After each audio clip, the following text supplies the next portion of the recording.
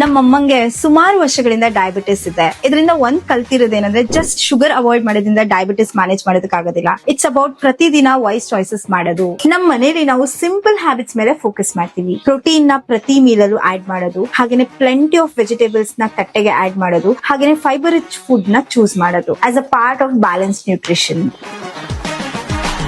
Small life style habits ಕೂಡ ತುಂಬಾ important ಆಗುತ್ತೆ. ಸ್ಟೇಯಿಂಗ್ ಆಕ್ಟಿವ್, ಹಾಗೇನೆ ಸಾಕಷ್ಟು ನೀರ್ ಕುಡಿಯೋದು, ಹಾಗೇನೆ ಒಳ್ಳೆಯ ಕ್ವಾಲಿಟಿ ನಿದ್ದೆ ಮಾಡೋದು, ಇದೆಲ್ಲದೂ ಕೂಡ ಓವರ್ ಆಲ್ ವೆಲ್ನೆಸ್ ಗೆ ಸಪೋರ್ಟ್ ಮಾಡುತ್ತೆ.